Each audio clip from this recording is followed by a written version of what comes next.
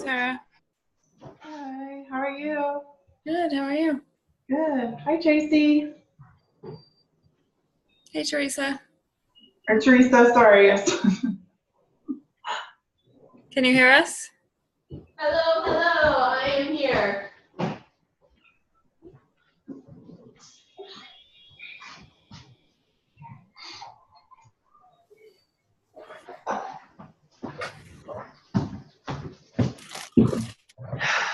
Hi, pardon me. I have a very, very, very old dog. Oh, Yes.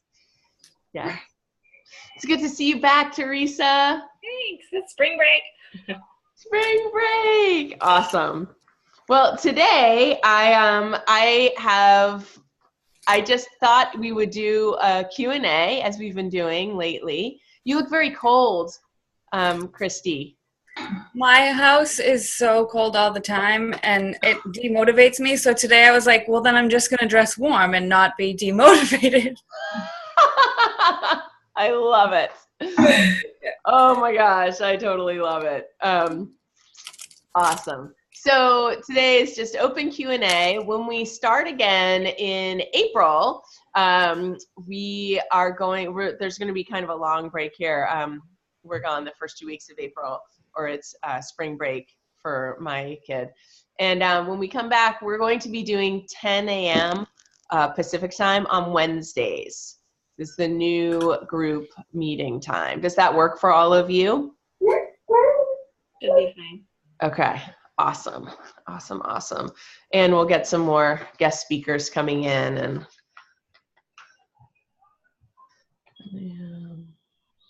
Awesome. Wednesday. All right, so how is everyone doing?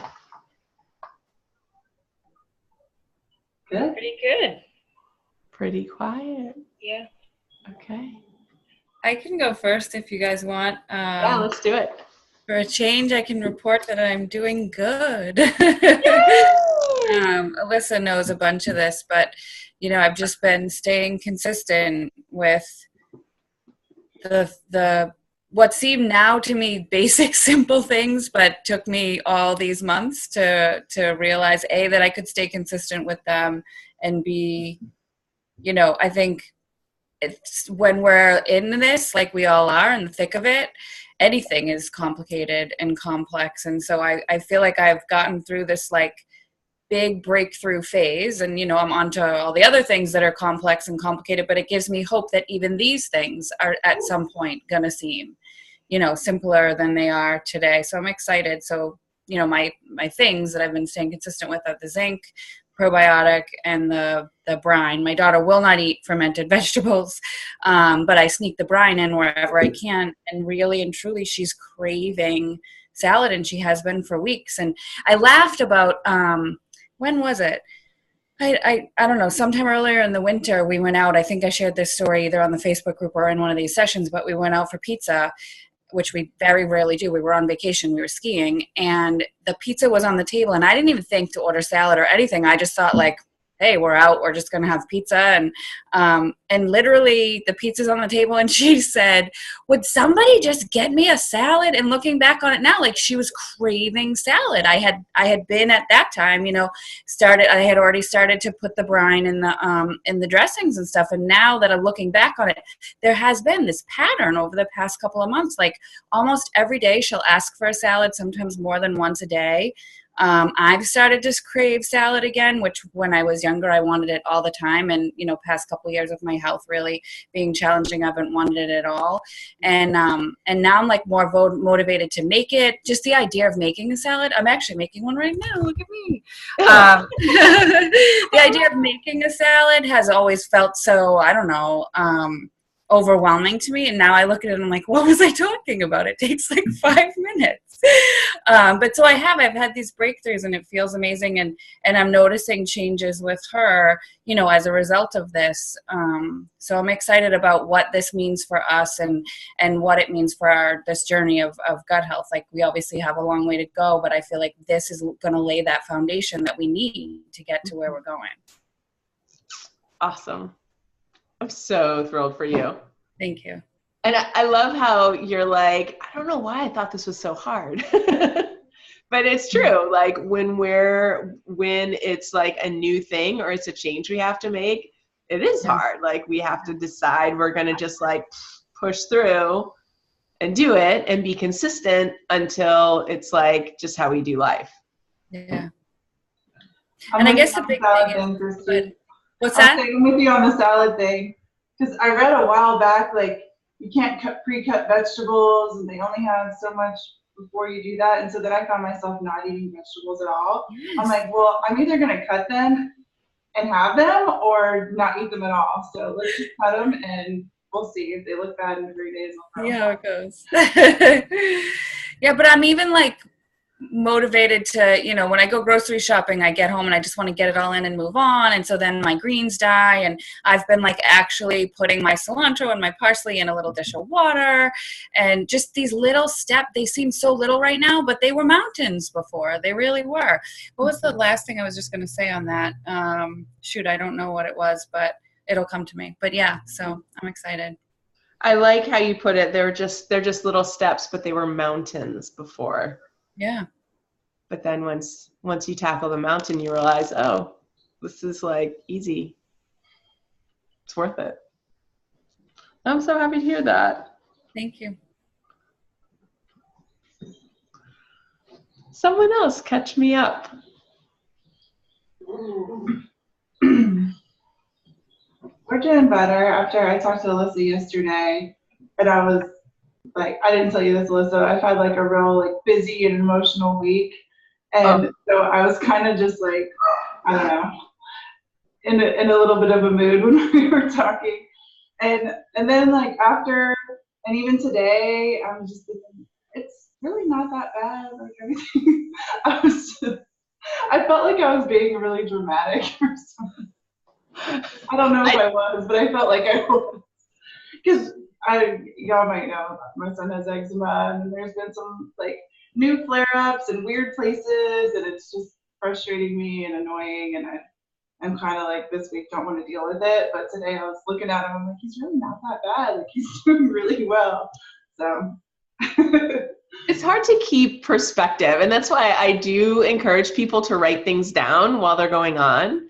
Because we forget, and depending on how our bodies feel and how our gut is doing, even, you know, what we've eaten recently, we can like go to the negative place or we can go to the positive place. And that can mean, sometimes it means like, yeah, getting really upset about stuff that maybe wasn't so upsetting, but it can also mean completely forgetting like where we came from and like losing the ability to recognize how much you've achieved. And how much better things actually are. So, I also randomly saw a quote that said, "Was it a bad day or a bad 5 minutes that you let sit with you all day?" And I was like, "Oh yeah, there we go." Yes. Oh, I like that perspective. Well, I'm glad you're feeling better today. How about you, Teresa? We've really missed you on these calls. Can you catch us up a little? Sure. Yeah, I've missed being able to be here. I got to thinking, I didn't even realize it till yesterday. I was like, oh, I'm on spring break. I can be on the call. So it works out. I did try the zinc with Paul a couple of months ago. I think it was in January. And it did seem to be making an effect for his appetite, which I was really thrilled about. He asked for gluten-free, dairy-free grilled cheese sandwich every day in his lunch, which he hadn't been, eating very much of at school. And his appetite was better at dinner. And so I was really thrilled. I was doing it twice a day. And then all of a sudden his tummy started bothering him, which I didn't know if he was picking up something or if it was just too much zinc. And I had read some of the side effects could be, if too much zinc is digestive upset. So I thought, well, I'll back off on it. And then the tummy seemed to improve, but of course the appetite dropped again back to baseline. And trying to reintroduce the zinc capsules, he's just not a fan. He's kind of resisting the whole capsule thing, even the digestive enzymes and the vitamin thing. So he's kind of putting on the protest I would find like there's one here on the desk. I could see it hidden behind the monitor, and little places in his room or in the car. He just would hide them and not eat them, and so I just have trouble getting them into him. But one thing I was able to incorporate with the magnesium is I made it into a gummy, and he loves the gummies because they're sweet and they taste good. He's familiar with them, and he did not detect that it was in there at all. So your suggestion yesterday is try adding the zinc to the gummy, which I thought was a great idea. And I haven't yet made them because we're finishing up our little batch that I made earlier this week. So hopefully that'll be a new breakthrough that will start getting it back into him. I love it. He was supposed to have some recheck blood work this week, and I talked to him about it yesterday, and he flipped out on me and said he was not going to cooperate, and so it doesn't sound like that's going to be happening. Okay. So we're looking into other options, but he definitely remembers the last time. Yeah. Yep.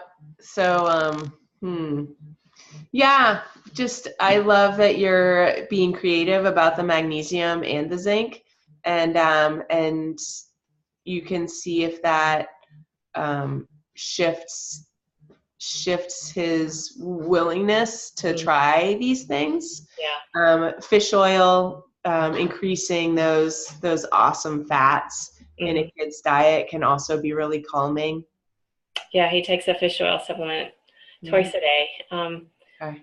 He's good about what he's good about. He's not so great with new things, or if he's had a bad experience with something, he remembers and then he puts the brakes on. So It's just treading softly, getting it the way he wants it. Yeah, absolutely. You've probably heard me describing before a couple of you all know the parasympathetic rest and digest moves that I find most helpful. And the parasympathetic blend, that essential oil, just is such a magical, awesome, like instant calmer for me and for West. Yeah. And I also do really like the hemp oil. We talked about that a little bit. So yeah, I don't know that I've tried the hemp oil, and there's a little bit of a taste, and he's so resistant with taste and things in his mouth. Right. I'm not sure he would go for that, but I'm interested in getting the oil that you mentioned, because that's something that is topical, right? Or diffused, or however you take it. Yeah, the parasympathetic blend essential oil is topical. You only need like one drop of it, and you put it in your ears, and you put it on the mastoid bone behind your earlobes. Yeah, he does okay. That's the what we ended up finding worked for him as as a vitamin supplement was the actual topical lotion. So I think he would do that topical just fine. So I'll have That's to awesome. Get an order of that. Yeah. If you could refresh my memory, I don't recall how to acquire that. Is that something that we would contact through you, or you have the contact of who else we would get that through? Oh, the parasympathetic blend is, you can find it on my shop page. Okay. You have to scroll down kind of far. Right. You can order it straight from Vibrant Blue Oils. Perfect, thanks. Yes. It's a little bottle, but it lasts a very long time. Mm-hmm. Sounds great. Worth a try. Awesome. So what else is going on? Which zinc do you recommend to do with the gummies? Which brand? Because the one that I bought before had a taste to it, and I tried putting it in a smoothie, and it tainted the whole taste of the smoothie. Are you using a liquid, like a sulfur kind of zinc? It was a powder. It was in a capsule, and I just broke up the capsule and dumped it in. Huh. I didn't even like it, so I didn't. Oh, really? Good question. Yeah, you might, Teresa, you might want to taste the zinc powder before you dump it in. I take it in a capsule. I haven't actually tried it. Mm-hmm. So that didn't even occur to me, to be honest. I can tell you if it tastes funky, he's not going to eat it. Yeah, I get that. I've found orange juice masks. I have had some things that don't have a strong taste and some that do, and they're disgusting. And OJ seems to do the trick for those ones. Good to know. Awesome. That's really good to know. Yeah. I like that. So supplements and what else? I have some questions. I gotta find them here. I wrote them down because I listened to the metabolism lesson there. Oh, yeah. Where are my questions? Sorry. Okay. Oh, I just found them. Okay. So, oh, you were talking about breakfast. Mm-hmm. It's not going to come back to me what you were saying, but it was in the lesson, in the audio, and you were talking about fat, like when our body has that period of time to rest and fast, and then we want to introduce like a healthy breakfast. Right. You had said a healthy fat, a clean protein, and then you said carb. Are you encouraging the carb, or is it just that so many of us would normally have a carb in there? There are going to be carbs in there for because any vegetable fibers have carbs. Okay. So some manner of carbs are okay and are necessary. And so I go back and forth with this a lot, and I'm still learning a lot about how to manage with children and the notion that kids use more energy. And also, I know that there are plenty of families that are totally keto with their kids, like 100% ketogenic, super low carbs with their kids. Like the Emmerichs are an example of that. And so mostly what I want to make sure is that kids get enough of the fibers in vegetables to be feeding their gut bacteria, the prebiotic fibers. And my hang up with keto is really that you have to be very calculating to get the most phytonutrients, those phytochemicals that are in the plants in all these different colors and flavors and bitternesses and sweetnesses. So that's where I'm still a little like, I feel like I'm in a little bit of a gray area there. Okay. All right. Mm-hmm.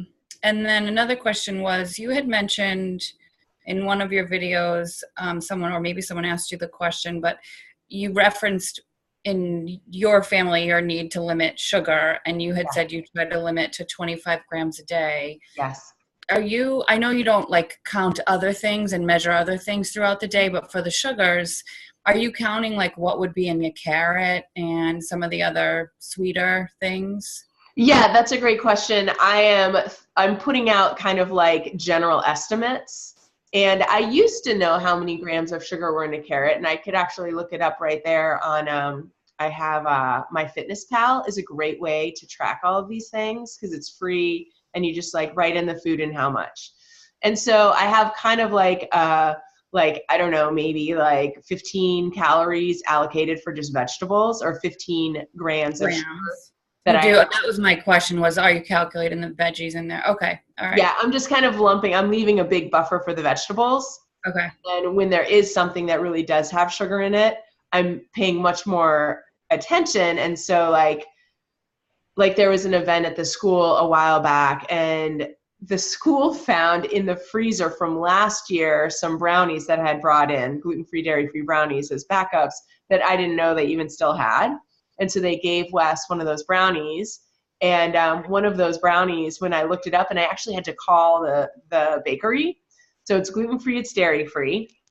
And when things are dairy-free especially, like people tend to make up for it with lots more sugar. There were 35 grams of sugar in the brownie. Yeah. So I was like, okay, good to know.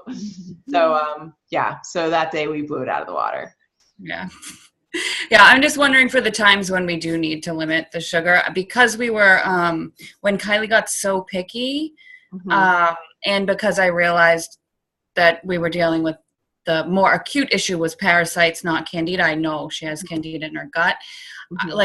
All of a sudden, without even realizing it, the reins have just been so loose on like dried mango and like other things that just, I know it's so much sugar, This week we've been doing a lot better because the other thing was she only had so many options.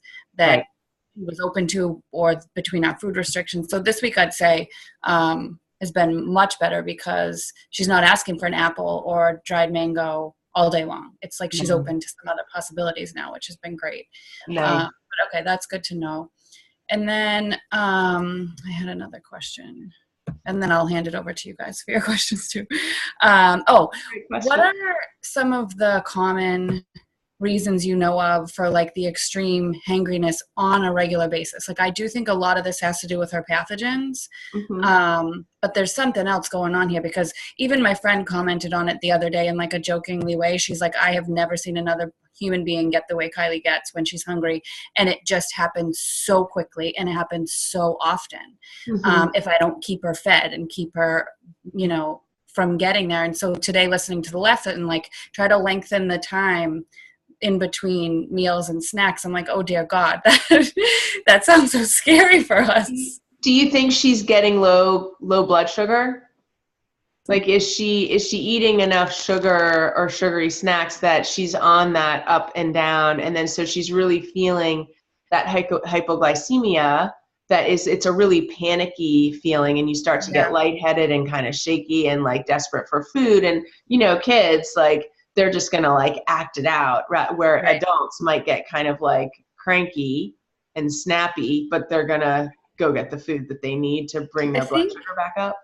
I think that certainly happens sometimes, but she's been like this like her whole life. Like she even if she's had like a really nutritious, well-balanced meal, which is most of the time, honestly, like sometimes an hour or two later, when I'm still, see, here's the thing, the volume of food that she eats is as much or more than me every day. And so I try to use my bar, and like she's good about regulating herself. When she starts to feel full, she'll stop, maybe not with a bag of popcorn or something, but with a meal, or even with snacks that aren't like the super high value snacks. Even with those though, she's pretty good. She regulates well. And so some, like say for breakfast, I'll have like 2 eggs and a piece of bacon and I am stuffed, and she wants 3 eggs and 3 pieces of bacon, and then she's still hungry asking for more food. Yeah, that actually sounds a lot like West.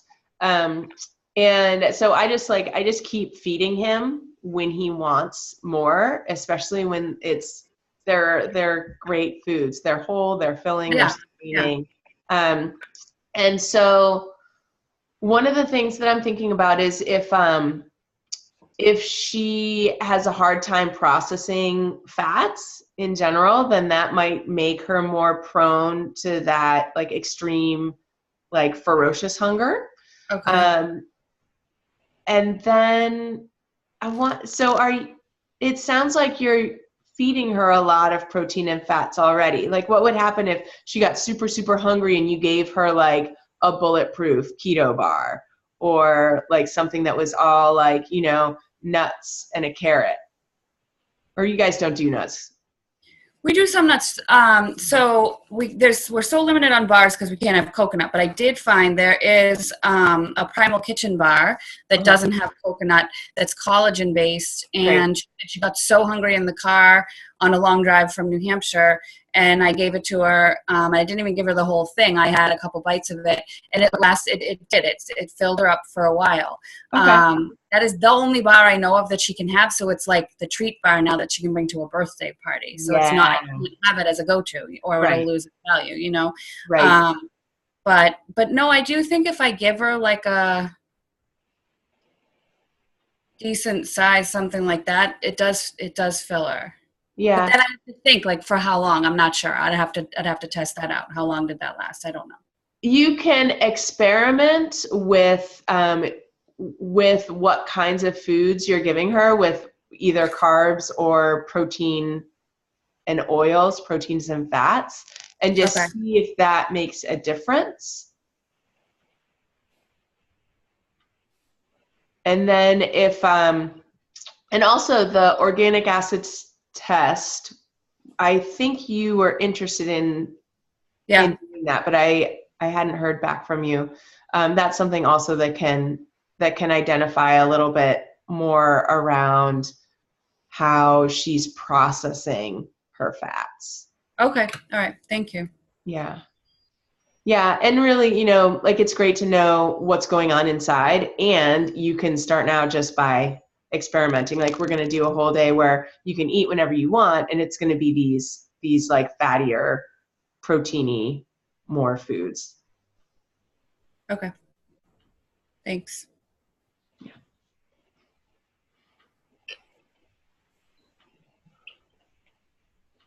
What else? What else is going on?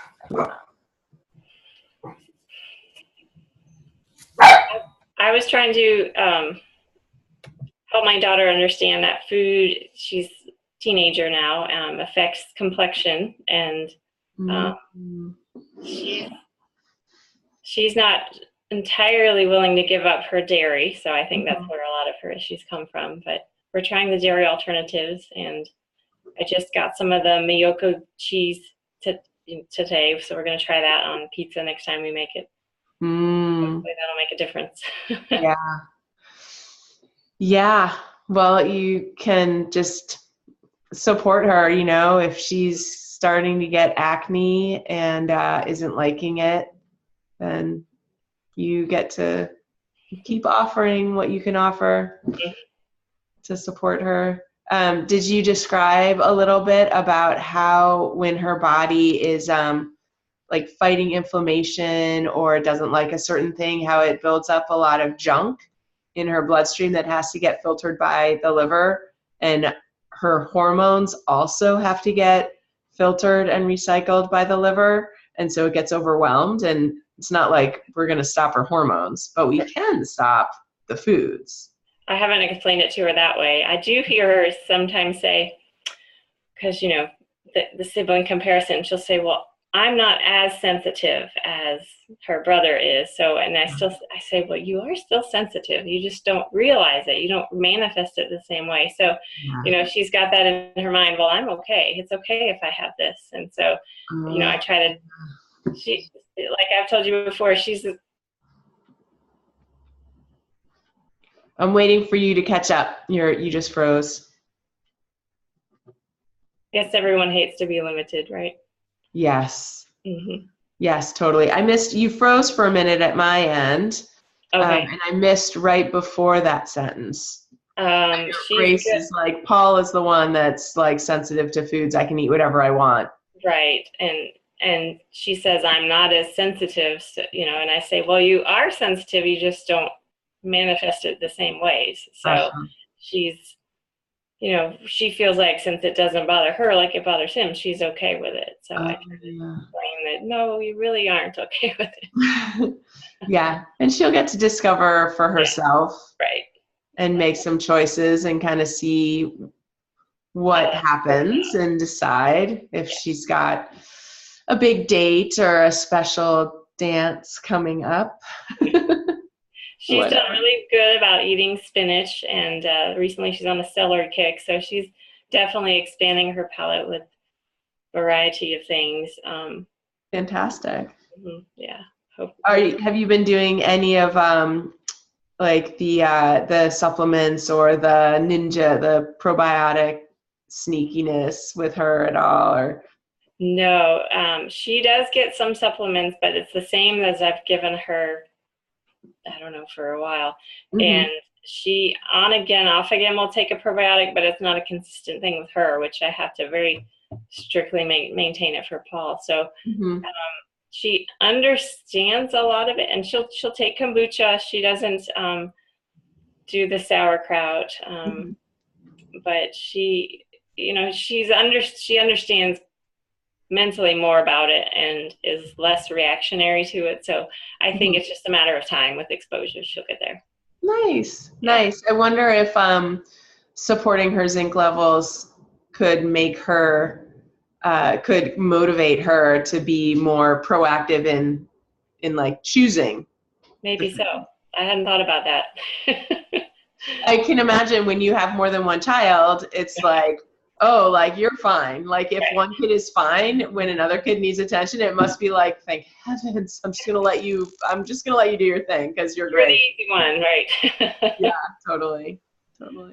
Absolutely. Teresa, that made me remember what I was thinking earlier when I was talking about the steps that I've been doing. The connection I never made until it actually happened for us is when Alyssa was telling us that that like when we have the healthy bacteria in our guts from the ferments and things, that's what's caused, like that's the message to the brain and causing the cravings, if I'm saying that right, Alyssa.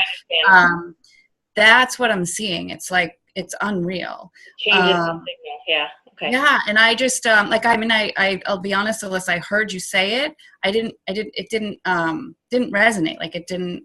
I believed you, but I didn't know how it would be, like how it would manifest. You know what I mean? Now that I see it, it's this like magical thing happening in our bodies, and it's amazing. That's great. Awesome. Cool. Well, I love that. I want everybody to have that magical thing happening. That's the way it feels like for me, and it's what I see in West, actually. You know, there's like, it's like amazing to watch him eat and to hear what he's asking for. And, you know, kids go through phases of like wanting certain things and not wanting others, and you know, being super pumped up about eating some things and not caring about others. And I know that their bodies are, the demands that they have as they're growing and developing, like the demand for different nutrients is always changing just because we are always changing. And it feels good to watch his food preferences shift. And rather than thinking it's just some like fickle, stubborn kid thing, being able to trust that it's just what his body needs and that I don't have to interrupt it. If he's like not into carrots anymore and only wants celery, fine. If there's something in the celery, great. He'll, you know, I don't have to worry about him with those. Which is what, recently he's like, about the carrots, which he's been eating like boatloads of carrots for about 2 years. And now he wants celery. Change it up a little. Change it up. He still eats carrots, but he's excited about celery. I love that that's like the problem. Like, oh, he doesn't want carrots anymore. Now he wants celery. Oh, we have other problems, but yeah, totally get it. And it is nice.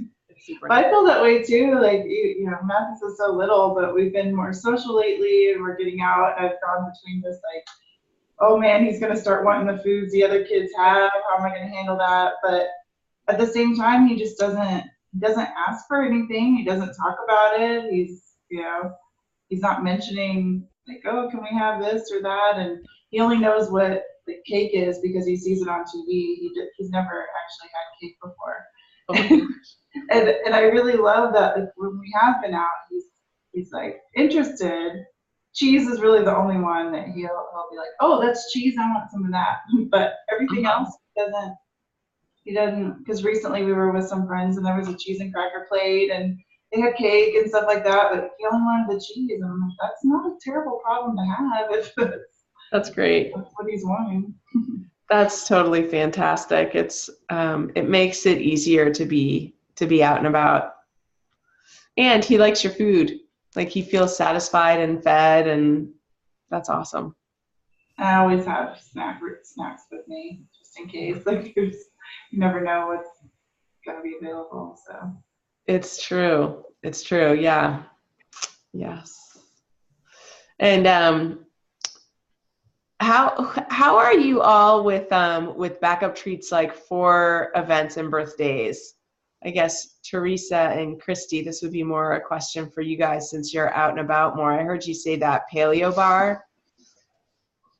Yeah, I don't know how long that'll stay high value for her, but it's new and it works now, which means I don't have to cook and bake something for parties. So she has her best friend's birthday party is tomorrow, and I asked her, do you want to bring that chocolate bar with you? And she it was like the best thing I had ever said to her. She was so excited. And to me, it was the best answer she ever gave because it means I just take a bar out of the closet. I don't have to bake something tonight, you know?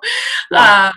So, but I'm good. Like my go-tos are fairly simple that I have to bake. It's having the time and you know, taking that time away from other things that we would have been doing. But I try to do a couple batches at a time and put it in the freezer because then we can have them as snacks and stuff. So my backups are really healthy and thankfully she likes them.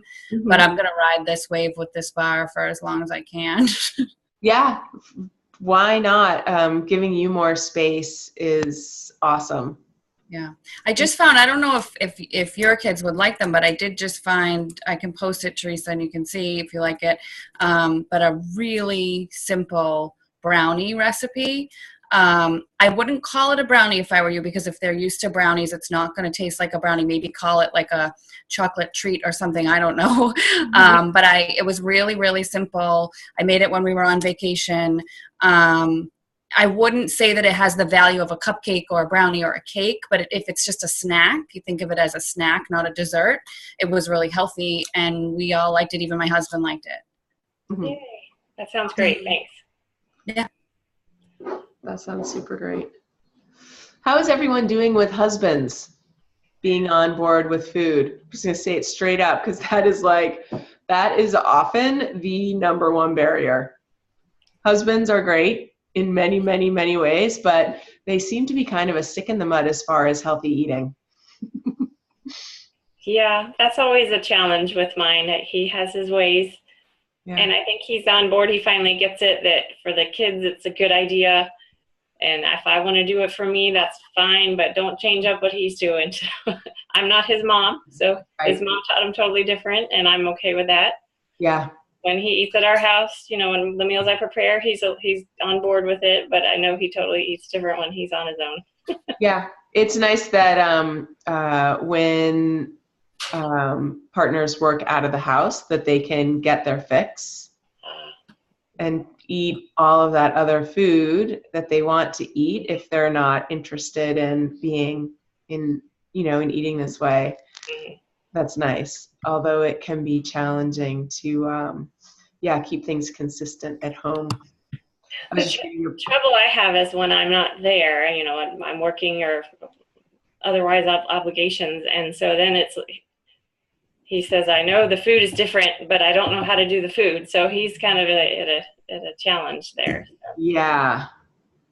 Like if you're gone for a weekend and he's like, I don't know how to feed the kids.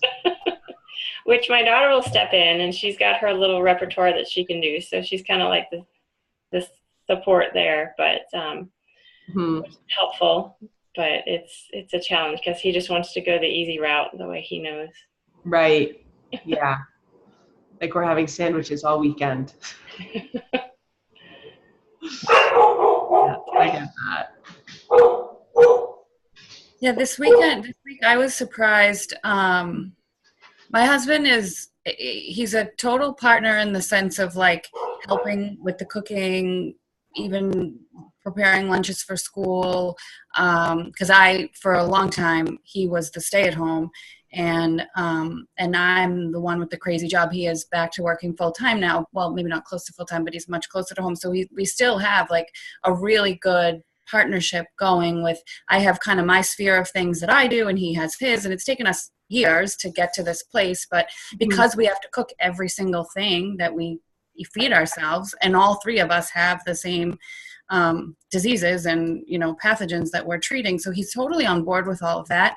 He, exactly like your situation, Teresa, when he's not in the house, like he's not good about hiding his, trail. And so I find candy and soda, and like he doesn't bring it in the house. So, okay, I won't shame him for that, even though it's like so bothersome to me, but I leave that to the side. But this week I was so surprised because I realized he just follows the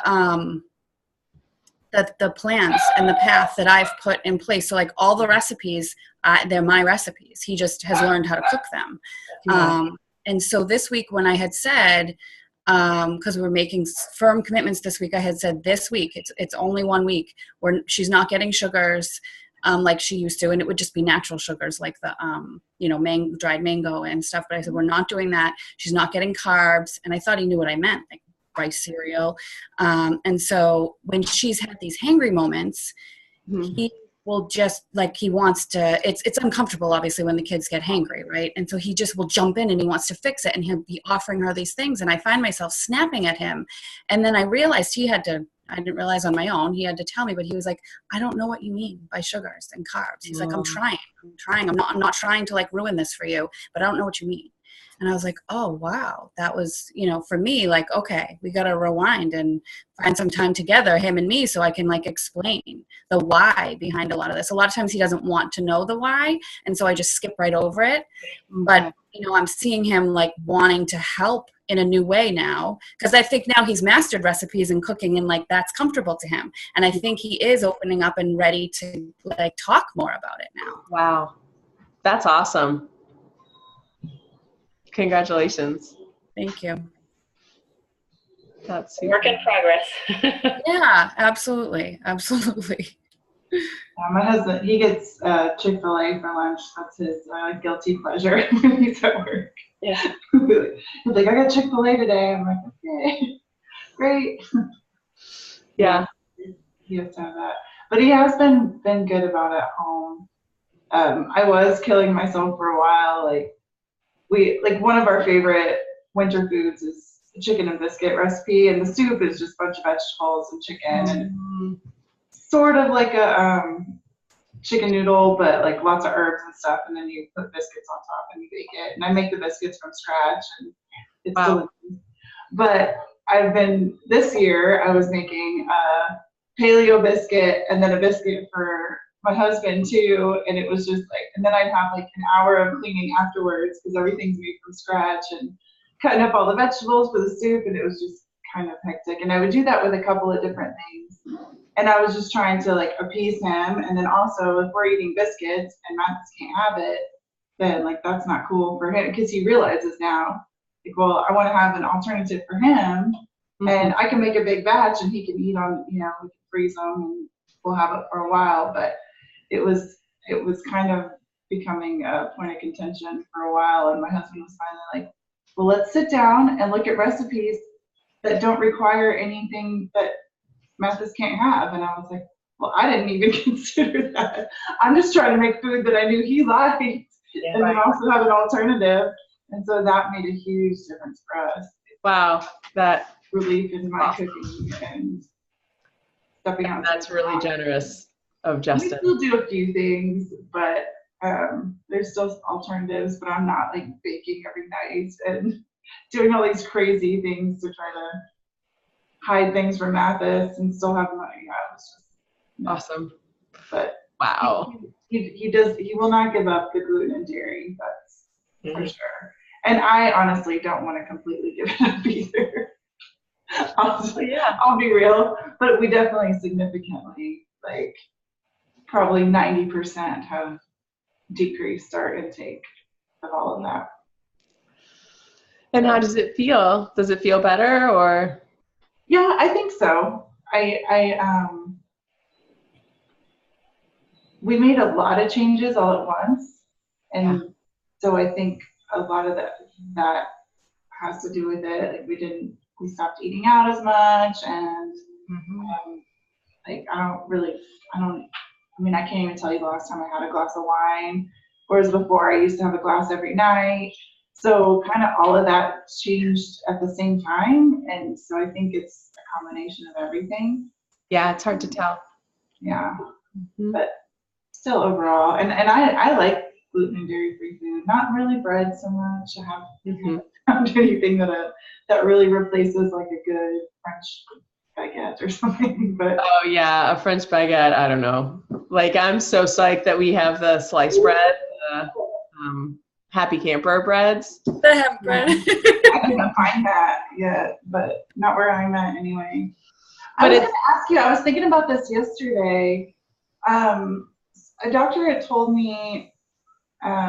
He was a chiropractor, and he was the one who suggested me to take Mathis off of gluten. I'd already taken him off of dairy, but he said that if you buy flour from like an Indian store or like something that's European, that they don't have the issues. Like a lot of times people can go to Europe on vacation and eat all the bread and pasta in Italy or whatever and not have any issues with it. Whereas, because what we've done to the wheat here. Yeah. Do you know anything about that? Like, what's your take on that?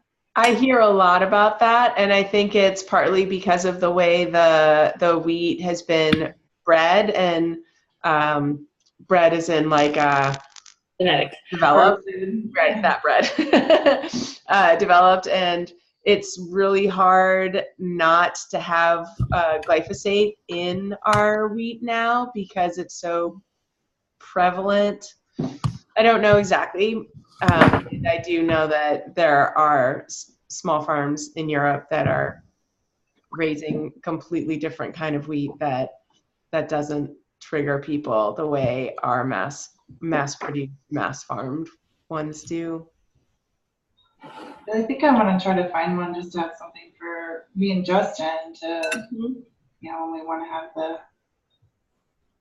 gluten. I've heard that the einkorn wheat is more of the ancestral, not hybridized and blended kind. So you can find that through Jovial, but I don't know if it's different with glyphosate and all that. So,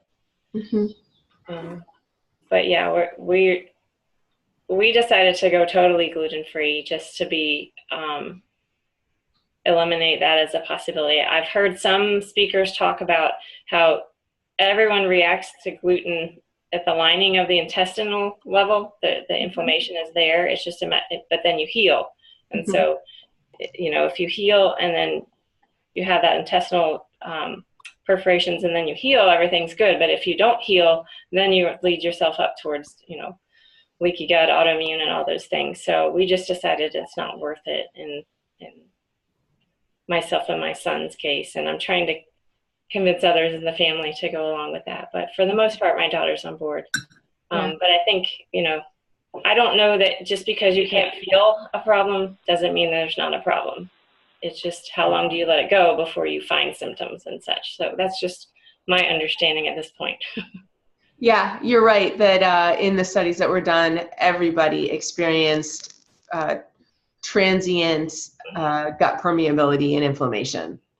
And some people healed quicker than others. And when you consider all of the other influences that could be happening in a body, like inflammation from other sources, mold infestations, like Wi-Fi is damaging, all these different things, just environmental toxins in our homes, in the air, all of that stuff all at once could make someone much more susceptible to damage from wheat.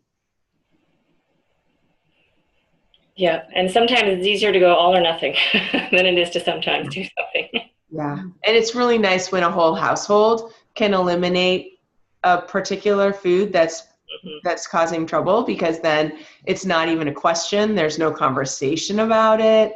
No mistakes are made, like, oh, I didn't realize I fed it to him. You know, it's just gone. We just don't have it in our house. Yeah, that's really helpful. And then people that want to eat it, they can eat it anywhere in the big open world beyond the house. And it's still hard, you know, because if it's your favorite food, you want it at home, and yeah, and then we get to be creative and supportive at the same time. And just going back on your question about the husbands, I do make, you know, certain treats and things for the kids, and he'll actually say, oh, I don't want to have that, that's for the kids. Not that he wouldn't eat it and enjoy it, he's just trying to keep me from having to make more, you know, in other words, he's thinking he's the exception, so he's leaving that. That's pretty sweet. Yeah, so. My husband does that too, yeah. And I'm like, no, please eat it, because I'd much rather have you eat this than what you're going to eat when you leave. Totally. I'll make more. Yep, that's me. Lately, I've been making like trays and trays of Jell-O because I've noticed my husband likes it. I'm like, oh gosh, I've got to make more of this. I have an off-topic question. I think I made a plantain mistake over here. I got a bag that said naturally sweet, and it has 8 grams of sugar. There's no added sugar. It just says plantains, but I'm wondering if it must be the ripeness of it, because I saw another bag that has 0 grams, and we started her off with these ones, and I'm wondering, is there any way I'm going to get her onto the other ones? Oh, yeah, you can. You might want to like take a little break between them. But yeah, it's the green plantains have no sugar, and as they ripen, they get more sugar. Yeah. Yeah. Well, and you have to be careful with the packages because some of them even are like dusted in like, it might be like a tapioca syrup or something. Like then they try and make them even sweeter. So. I'm an obsessive label reader, so I'm not nervous about that. But yeah, I think that I'm going to have a hard time getting her onto the other ones. I was so excited that she liked them. Mm-hmm.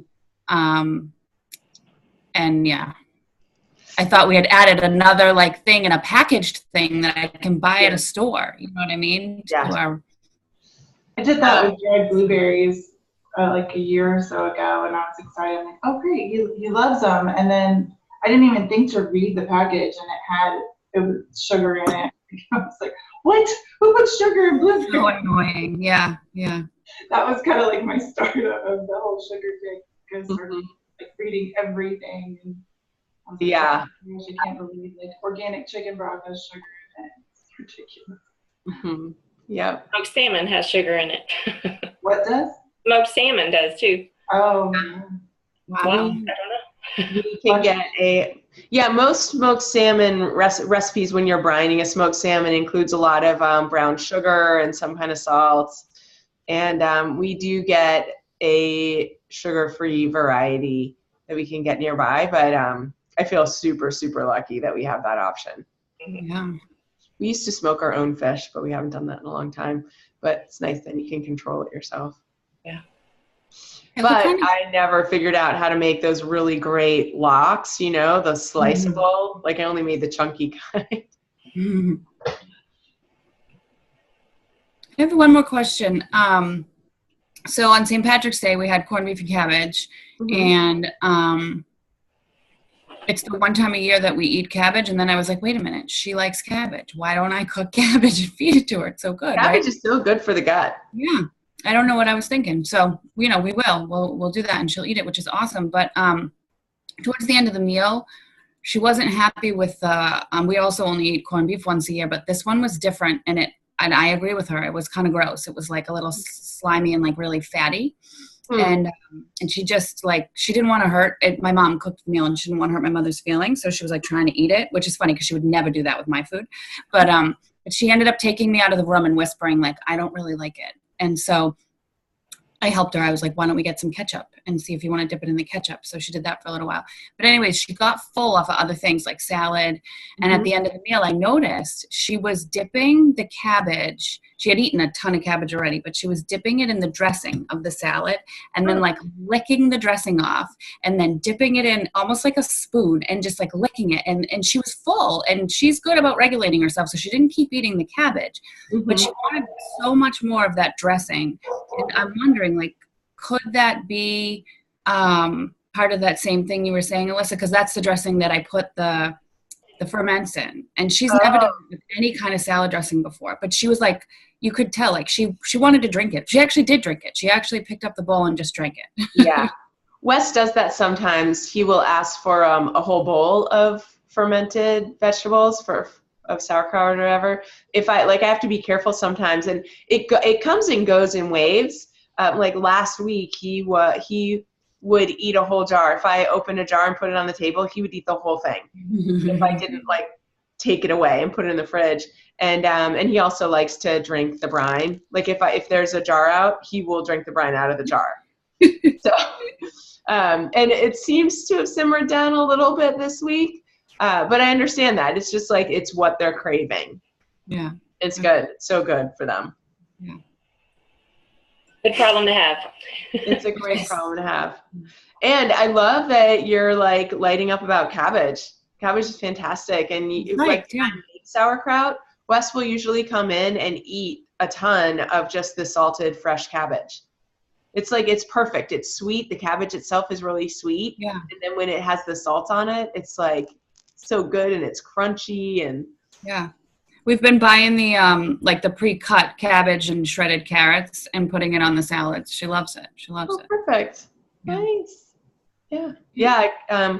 People recommend it's cabbage is so healing for the gut that it's recommended to actually drink juiced cabbage, which is totally disgusting because it kind of turns, you know, when you juice it. It gets a funny edge to it. So if Kylie wants to eat cabbage, awesome. One of the things we used to cook a ton for about a year, and then Wes just got tired of it a couple weeks ago, is ground beef with shredded cabbage and sliced onions. So it's kind of like, I learned about something similar with different spices from one of Maria Emmerich's cookbooks. And she does it kind of like a noodle casserole almost, like using the cabbage to replace the noodles. But I just do it super simple, lamb, cabbage, onions, and maybe some cumin, or we oftentimes don't even put a lot of spice in it. Salt. We make cabbage rolls. So it's like you take the piece of cabbage, you cook it, and then you roll the beef inside of it. And it's like, so we don't even really season it because she's not big on seasoning. Mm-hmm. But I used to only cook that sometimes because I felt like it was so much beef. But now I'm like, wait a minute, it's also so much cabbage, and she likes it. So we're gonna start cooking that more. Yeah. Totally. Do you like take it off like a whole lettuce leaf, or?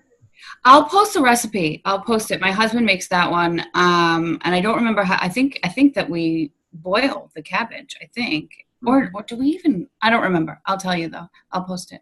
But it's easy. It's really easy. And you can make like, if you make enough of the meat, you can make a ton of it because you've got a whole head of cabbage to use up. Awesome.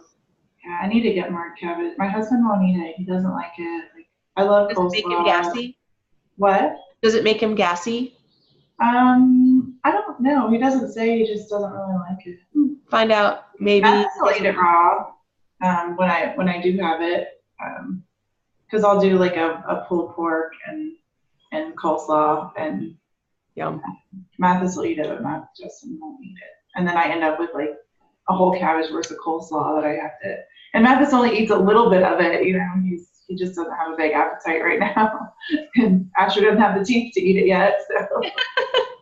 So I'm like, then it goes bad, and Oh yeah. I need to get him to eat it. So I'd like to have some cabbage recipes to test out. Nice. We've been eating tacos pretty much every week for a while, and putting them in lettuce leaves.